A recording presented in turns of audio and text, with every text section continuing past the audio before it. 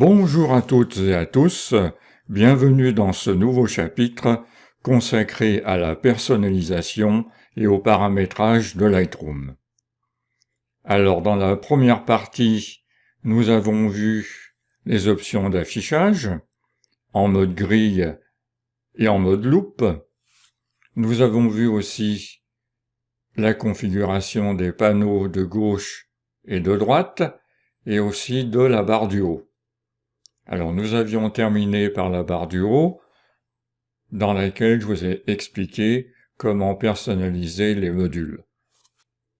Et je vous avais dit que j'allais vous montrer comment personnaliser également la partie gauche de la barre du haut, cette partie donc qu'on appelle la plaque d'identité. Alors, pour la configurer, il suffit d'aller dans Édition et Configuration de la plaque d'identité. Voilà. Alors la plaque d'identité, moi je l'ai personnalisée. Autrement, vous pouvez afficher celle par défaut d'Adobe, avec l'Adobe ID, et celle de Lightroom classique, qui va contenir le logo de Lightroom, avec votre nom d'abonné dans le cloud. Et j'ai activé l'état et l'activité. En fait, c'est la barre de progression qui s'affiche lorsque vous faites des importations ou bien quelques opérations que ce soit. Alors c'est important de l'avoir affichée. Elle remplacera simplement votre logo le temps de l'affichage. Alors après, vous avez deux possibilités. Pour la partie plaque d'identité, soit d'utiliser un texte, donc vous allez remplir un texte avec votre nom, quelque chose de personnel, ou bien d'utiliser une plaque d'identité graphique. Et là, j'ai fabriqué un logo. Donc attention, il faut qu'il soit relativement petit pour qu'il tienne dans la partie haute. Alors personnellement, je l'ai fait sous Photoshop. J'ai repris donc le logo de mon site personnel, Vive la photo, en le rendant un petit peu plus lisible pour Lightroom. Alors il faut faire, là je l'ai fait de 50 pixels en hauteur et 200 pixels de large, donc 50 pixels maximum, sur fond noir, en JPEG, ou bien en PNG, sur fond transparent. Ensuite, il suffit d'aller rechercher votre fichier là où vous l'avez mis, et de l'importer dans votre plaque d'identité. Pour la partie droite, donc la partie police de caractère du nom des modules, en fait, vous pouvez changer la police. Si la police par défaut ne vous plaît pas, vous pouvez changer la taille et la couleur. Bon, la couleur sur du noir, vous avez peu de possibilités. Personnellement, j'ai mis un peu plus gros, en 18 points. Voilà, pour que ce soit un peu plus lisible, notamment quand je fais des formations. Voilà. Avec tout ça, vous aurez quelque chose d'un peu plus personnel. Alors, je voulais aussi vous indiquer quelque chose d'intéressant. Pour les panneaux de droite et de gauche, c'est la même chose. Là, je fonctionne en mode réduit. J'ai tout réduit les panneaux. Pour les développer, il suffit de les ouvrir. Voilà. Mais quand j'en ouvre trop, c'est difficile de se repérer après. Il faut aller rechercher les panneaux pour les refermer. C'est pas évident. Alors, vous pouvez travailler dans un autre mode qu'on appelle le mode solo. Alors, comment ça marche? Eh bien, vous faites un clic droit sur le panneau et vous dites mode solo. Voilà. Et vous voyez, le petit triangle devient un petit peu pointillé, en fait, au lieu d'être plein. Et là, quand vous ouvrez le catalogue, il va s'ouvrir. Par contre, si vous ouvrez dossier, il va fermer le catalogue et ouvrir que dossier. Alors, ça vous permet d'avoir qu'un seul panneau d'ouvert à la fois et de ne pas encombrer votre espace. On peut faire pareil sur le panneau de droite, et dans les autres modules, c'est pareil. Le mode solo, je vous le recommande pour le développement, parce qu'en développement, on a beaucoup de panneaux, et quand on ouvre tous les panneaux au fur et à mesure, on a du mal à s'y retrouver quand on veut aller dans un panneau qu'on a déjà ouvert. Vous avez tous dû pester contre ça, et là le mode solo arrange bien les choses, vous voyez. On n'a qu'un panneau d'ouvert à la fois, et je trouve ça très très pratique, personnellement. Je l'utilise.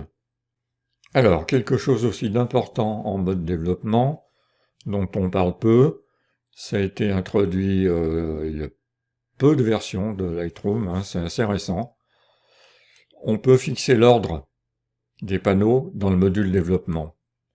Alors, c'est pas l'ordre par défaut, ça, c'est moi qui l'ai personnalisé. Moi, je commence toujours à développer en faisant les corrections de l'objectif, et éventuellement derrière, je redresse la photo, ensuite je fais les réglages de base, le détail, les effets, etc. C'est mon workflow, en fait, de développement. Et pour le personnaliser, alors vous en avez peut-être un différent, vous avez tous de bonnes raisons de travailler dans un ordre différent, il n'y a pas de souci. Pour le personnaliser, il faut faire un clic droit sur le panneau, et puis cliquer sur personnaliser le panneau de développement. Vous pouvez ou non, vous voyez, afficher un panneau. S'il y a quelque chose que vous faites jamais, vous ne l'affichez pas. Et pour changer l'ordre, il suffit de cliquer. Alors si je mets très fait en haut, je le prends, je le fais glisser, déposer, et je mets en haut.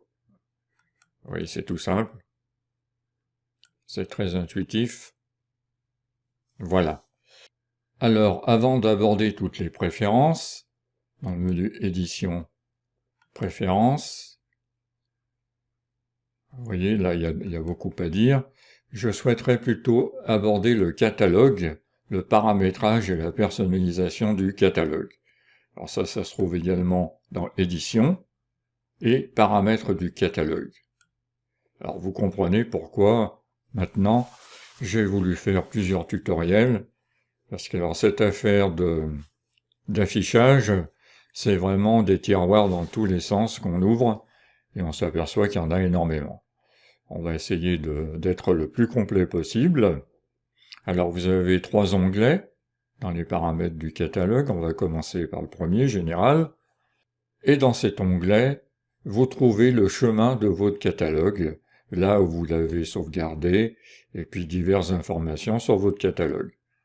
Alors vous voyez qu'un catalogue, c'est pas très lourd, Le mien qui a quelques 15 000 photos, je crois, il fait 122 mégas, c'est quand même pas énorme. Alors personnellement, je le stocke sur mon cloud Microsoft OneDrive. Vous comprenez pourquoi? Parce qu'il est sauvegardé en permanence sur le cloud. Et en plus, je le sauvegarderai régulièrement sur un disque externe. Je vous recommande la double sauvegarde. Votre catalogue est précieux. Si vous avez un cloud, mettez-le dedans systématiquement. Comme ça, vous serez tranquille. Et si vous appuyez sur le bouton Afficher, eh bien, ça ouvre l'endroit où se trouve votre catalogue. Voilà. Et vous pouvez aller voir ce qu'il y a dedans.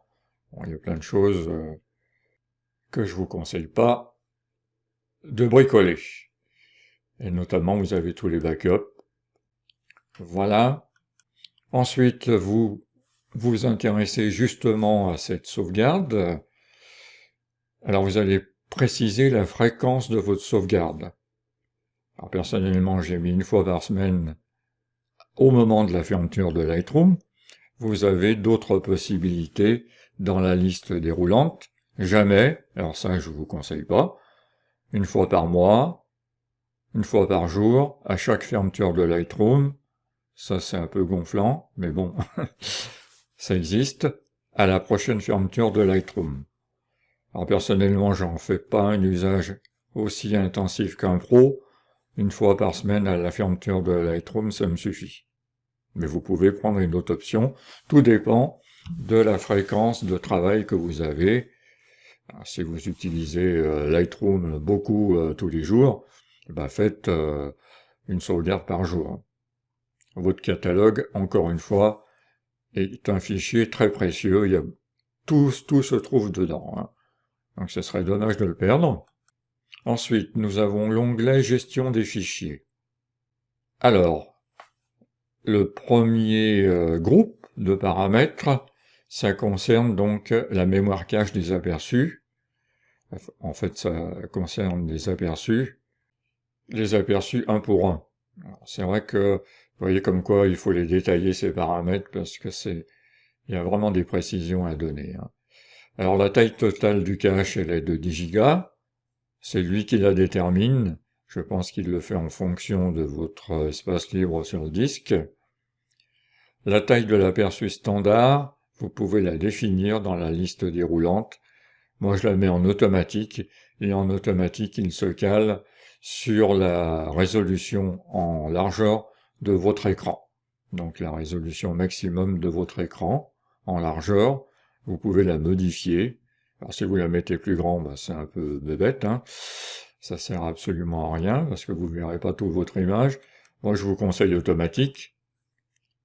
La qualité de l'aperçu, alors moi, je peux me permettre de mettre élevé, parce que j'ai des grosses ressources mémoire et disques. Notamment, je travaille sur des disques SSD. Donc là, j'ai mis élevé. Autant avoir un aperçu élevé.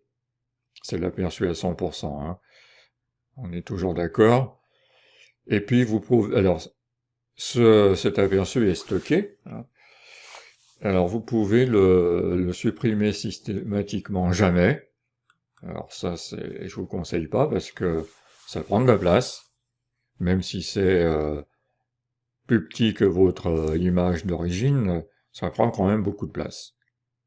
Après un jour, après une semaine, après 30 jours, c'est ce que je choisis personnellement, mais encore une fois, ça dépend de votre flux de travail, et surtout si vous pensez revenir sur une image pour la modifier.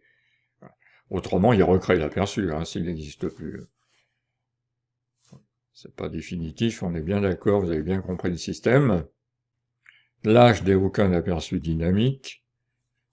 Je vous avais expliqué que je l'utilise pas. Et par contre, les gens qui font du travail sur plusieurs ordinateurs l'utilisent beaucoup. C'est une possibilité très intéressante. Et les numéros de séquence d'importation, ça définit le début, la numérotation de début de chaque importation, si vous décidez de renuméroter vos images. Voilà les métadonnées. Alors, je rappelle que les métadonnées, ce sont les mots-clés, les données EXIF, etc., les données IPTC, donc tout ce qui est métadonnées dans votre catalogue. Je vous renvoie à mes 2 tutoriels sur les métadonnées où j'ai expliqué ça d'une manière très complète. Alors, le premier paramètre, ça consiste à proposer des suggestions à partir des valeurs récemment saisies. Alors, je vais vous montrer comme ça, ce sera plus clair. Alors, je suis obligé de quitter les paramètres pour aller dans le module bibliothèque. Voilà. Je vais rentrer un mot-clé, par exemple. Voilà, je vais rentrer le mot-clé dans la liste des saisies. Alors, par exemple, pont. Et vous voyez, dès que je tape une lettre, il me fait tout un ensemble de propositions par rapport à ce que j'ai saisi auparavant, ou bien par rapport à mes listes de mots-clés que j'ai importées. Et vous voyez, au fur et à mesure que je tape une lettre, la liste s'affine. Voilà. Ça, c'est un pont. On s'en doutait. Virgule, et je peux taper un autre mot-clé. C'est à Lyon. Et vous voyez que j'arrive à retrouver Lyon dans les suggestions. Donc, je reviens à mes moutons, plutôt à mes paramètres. Édition paramètres du catalogue. Métadonnées. Et là, donc, ça concerne bien la proposition de suggestion. Je vous conseille de laisser cocher parce que c'est quand même intéressant.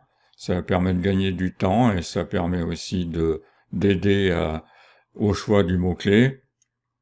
Et là, vous pouvez effacer toutes les listes de suggestions, ce qui est un peu bébête. Excusez-moi de l'expression. Mais bon, vous avez mis du temps à saisir des mots-clés, à importer des listes de mots-clés. Si c'est pour tout effacer, je n'en vois pas l'intérêt. Mais bon, ça existe. Il a dû y avoir des demandes en la matière. La deuxième option est très claire, hein, ça consiste à inclure les paramètres de développement dans les métadonnées des fichiers images, donc JPEG, TIFF, PNG et PSD. Alors moi je le fais. La troisième option pour les métadonnées, ça consiste à écrire automatiquement les modifications au format XMP dans un fichier annexe. Alors là, j'ai toujours été partagé sur cette option. Alors, si vous le cochez, vous allez avoir plein de petits fichiers annexes, chaque fichier étant associé à un fichier RAW d'origine. Mais voilà, ça peut servir quand vous allez utiliser votre image RAW dans un autre logiciel de développement qui ne va pas forcément reconnaître les paramètres de développement de Lightroom. Par contre, si ces paramètres sont au format XMP, qui est un format normalisé, il va les reconnaître. Donc à vous de choisir, à vous de savoir si vous en avez vraiment besoin. Ensuite, le groupe suivant de paramètres pour les métadonnées, ça consiste la géolocalisation. Si vous utilisez le module carte, voilà, elles sont explicites. Personnellement, je n'utilise pas, mais c'est une aide également à la saisie des adresses de vos photos. Le groupe suivant, avec un seul paramètre, est-ce que vous souhaitez détecter automatiquement les visages sur toutes les photos? Alors vous le faites ou vous le faites pas. C'est à vous de choisir. Personnellement, je le fais. Je trouve ça très pratique et ça marche très bien en plus. Et le dernier paramètre, ça consiste à écrire les modifications de date et d'heure dans les fichiers RAW propriétaires. Donc, est-ce que vous souhaitez écrire ces modifications dans vos fichiers d'origine? Personnellement, j'ai comme politique de ne jamais toucher mes fichiers RAW d'origine. Voilà, on a fait le tour des paramètres du catalogue. Donc, je valide par OK. Et maintenant, nous allons attaquer les paramètres des préférences générales du logiciel. Et alors là, il y en a énormément. On va y aller doucement. On ne fera pas tout dans cette vidéo. Voilà, les paramètres généraux. Alors tout d'abord, vous avez la langue. Alors, j'ai pas besoin de détailler, n'est-ce pas? Alors, est-ce que vous avez à passer dans une autre langue? Je suis pas sûr. Alors peut-être en anglais, si vous regardez un tutoriel qui est en anglais, et que vous voulez vous y retrouver dans l'affichage des menus, etc. Pourquoi pas? Mais bon, après il faudra pas oublier de repasser en français, et chaque fois que vous changez de langue, il faut redémarrer Lightroom, sinon ça prend pas en compte tout de suite. Est-ce que vous souhaitez ou pas afficher l'écran de démarrage? Vous savez, c'est le petit écran qui s'affiche pendant le chargement de votre Lightroom. Bon, je le laisse afficher, pourquoi pas.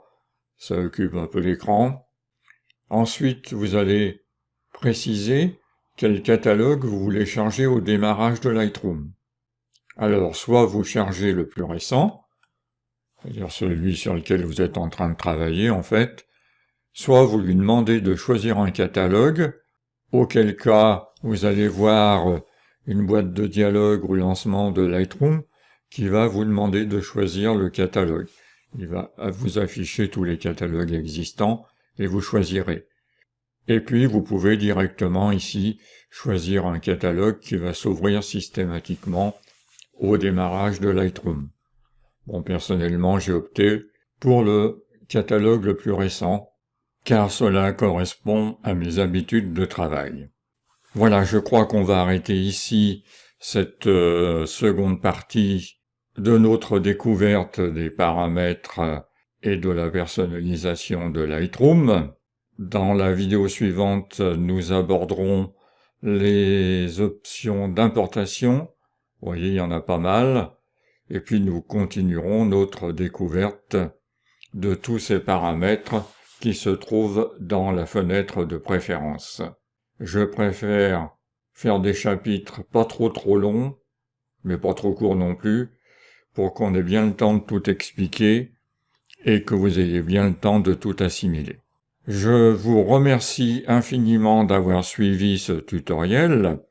J'espère qu'il vous a plu et je vous donne rendez-vous pour le 3e chapitre de cette série de tutoriels.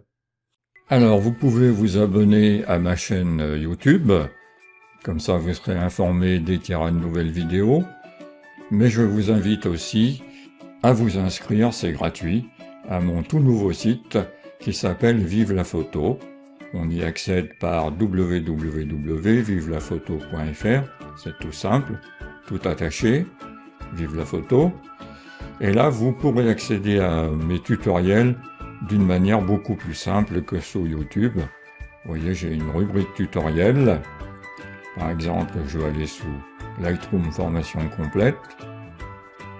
Voilà, j'ai un sommaire qui s'affiche. Un ensemble de tutoriels sur les différents modules. Et puis, pour accéder à un tutoriel en particulier, il suffit de cliquer sur l'image.